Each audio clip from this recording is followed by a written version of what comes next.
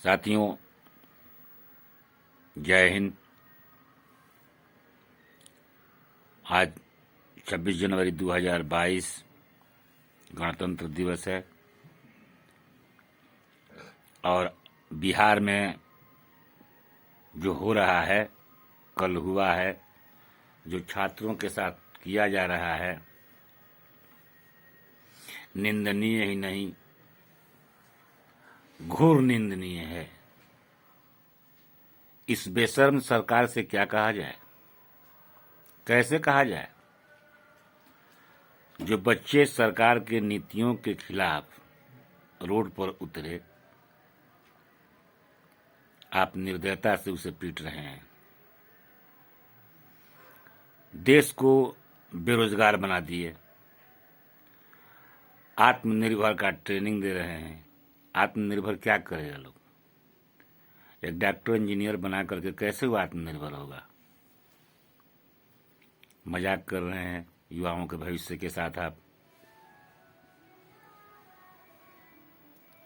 किसानों के साथ आपने यही किया। जवान जो दिन रात सीमा पर गोली चलाते हैं, गोली खाते हैं, अपने परिवार से दूर रहते हैं, देश की सीमाओं को रक्षा करते हैं। जब आपकी सरकार बनी, एक बार इतिहास में वाजपेयी प्रधानमंत्री थे, कुछ अच्छे किए, कुछ बुरे कर्मों से संलिप्त रहे। चूंकि संगत का प्रभाव तो होता है। जो आरएसएस का एजेंडा है वो सबको ले डूबेगा, देश को ले डूबेगा। आज आरएसएस भाजपा को खा गया, पूरी भाजपा में आरएसएस घुस गई और जो भाजपा के सिद्धांत वाले थे वे मार्गदर्शक मंडल में चले गए और सभी पदों पर, सभी संस्थाओं के हेड बना दिए गए आरएसएस के लोग। जो आरएसएस के एजेंडा पर चल रहा है, संविधान की दुहाई केवल टीवी पर दी जा रही है। मीडिया मोदी का गुलाम बन चुका है। खासकर कुछ पुरुष और कुछ महिला एंकर तो निर्लजता की हद पार कर चुके हैं। लगता है कि अगर उन्हें सरकार बनाना होता तो चुनाव की कोई जरूरत ही नहीं थी, टीवी पर ही वो सरकार बना देते।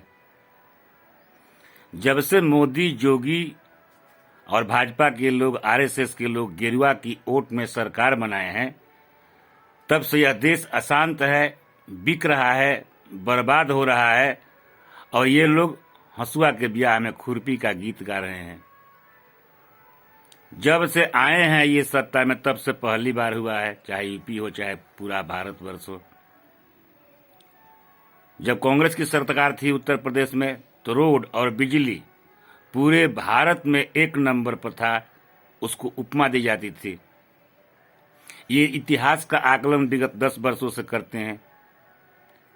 इनका इतिहास हिंदू महासभा, जीना के साथ सरकार, जीना पाकिस्तान बनाया, नेहरू जी ने धर्मनिरपेक्ष राष्ट्र और संविधान का निर्माण किया, जिसमें सभी कांग्रेस के दिग्गज थे, अंबेडकर साहब थे, बाकी सभी लोग थे। मैं उतना नाम नहीं बता सकता हूं, मैं उतना बड़ा पॉलिटिशियन नहीं हूं, लेकिन जो दिख रहा है ये प्रतिशोधी लोगों का जमात है, जो राजनीतिक रूप से कांग्रेस का विरोध करते हैं, व्यक्तिगत रूप से गांधी परिवार के खानदान को विनष्ट करने की नीयत रखते हैं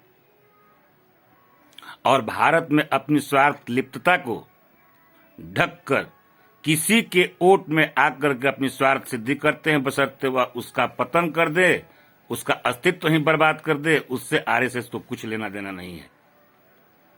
जहां देखिए आरएसएस के लोग धर्म के सभी मठ को कब्जा किए हुए हैं, उलूल जुलूल परिभाषा देते हैं, धर्म का ज्ञान बांटते हैं और शंकराचार्य महोदय चुप रहते हैं। पता नहीं क्या कमजोरी है, क्या होने वाला है, क्या चाहते हैं लोग। मेरा निवेदन है उत्तर प्रदेश और पूरे भारतवर्ष से कि धर्म, जाति, संप्रदाय के आधार पर सरकार चुनेंगे तो उसका नतीजा आपके सामने है। नोटबंदी करेगा इसलिए कि महात्मा गांधी का फोटो हटाना है, देश में गद्दर न छिड़े, अपने मन के मुताबिक चश्मा छीन के अलग कर दिया। अगर मोदी का इतिहास खंगालिए, उसका पता कीजिए, तो वह एक चिट्टर आदमी है, अनपढ़ आदमी है। जिस तरह से कलकत्ता में विदेशी सैलानियों को मार्केटिंग कराने और घुमाने के नाम पर वहां के अनपढ़ चिट्टर इंग्लिश बोल करके उन्हें ठग लिया करते हैं, उसी प्रकार मोदी और उसका मास्टरमाइंड जो कभी का तड़ी पार रहा, जो आज वर्तमान में गृह मंत्री हैं अमित शाह, और संजीव भट्ट जैसे ईमानदार आईपीएस को जेल भिजवाने वाले, और मोदी और अमित शाह को क्लीन चिट देकर सरकार में वापस दिलाने वाले में एक आतंकवादी की भूमिका में राकेश अस्थाना की भी जांच होनी चाहिए। आखिर कौन सी वह बात है, कैसा वह वजह है कि राकेश अस्थाना मोदी के मन मुताबिक माफिक पदों पर जाता है, विभाग में जाता है, और उसको लूट करके पुनः दूसरे जगह स्थानांतरित कर दिया जाता है। उसकी सेवा विस्तार दे दी गई, जांच चल रहा है। सीडीएस बिपिन रावत की हत्या हो गई, मैं तो उसे हत्या कहूंगा। पुलवामा में अटैक हुआ, उसकी जांच नहीं हुई। हमें तो डर है कि उत्तर प्रदेश को जीतने के लिए भारत सरकार के लोग जो आज जनप्रतिनिधि हैं, आरएसएस के पदाधिकारी हैं, आरएसएस और विद्या मंदिर से निकल करके सेना और विभिन्न प्रशासनिक विभागों में भी आतंकवादी गतिविधियों में संलिप्त होकर राष्ट्रवाद का नाम लेते हैं और भारत माता के जिंदाबाद बोल करके जनता को ठगते हैं और आरएसएस के शाखा को आगे बढ़ाते हैं। जरूरत है इस देश के प्रति ईमानदार होने का। देश के भविष्य युवा हैं, युवाओं के हमदर्द होने का, युवाओं के भविष्य के प्रति सचेत होकर भारत के विभिन्न विभागों जो मोदी और योगी द्वारा बेच दिया गया है, पुनः उसे वापस लाने का। जो सेना, बल, पुलिस, अन्य जगहों पर जिनकी पेंशन बंद कर दी गई है, उनकी पेंशन तत्काल प्रभाव से लागू करना। कांग्रेस इस जिम्मेवारी को उठाए और जैसा को तैसा जवाब देते हुए इस देश को चलाए। ऋग्वेद में बलि का प्रावधान है, बलि की जरूरत होती है, कहीं खुद देनी पड़ती है तो कहीं पर किसी की बलि लेनी भी पड़ती है।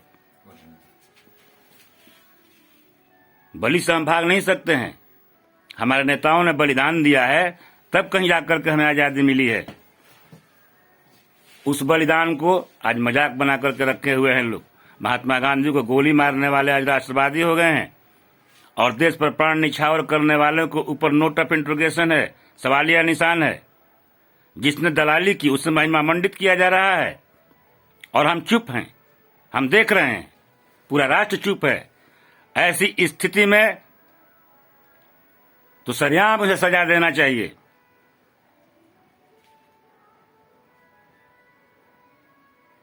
राम ने रावण को मारा था, वह ब्राह्मण था, क्यों? वह आतताई था। धर्म सापेक्ष ही बलि देता है। मैं जानता हूं, मैं व्यक्तिगत तौर पर, प्रचारक के तौर पर बहुत लोगों से, आरएसएस वालों से मिला है। वे लोग समाज को तोड़ते हैं, चंदा बटोरते हैं धर्म के नाम पर, राम के नाम पर, और समाज में विद्रोह फैलाते हैं, पार्टी संगठन को मजबूत करते हैं, अपना जीविका चलाते हैं। मठ में बैठे महंत लोग जो हैं, उनका परिवार चलता है। महंत सारी संपत्ति लूट करके कहां भेजते हैं लोग, उसकी जांच होनी चाहिए।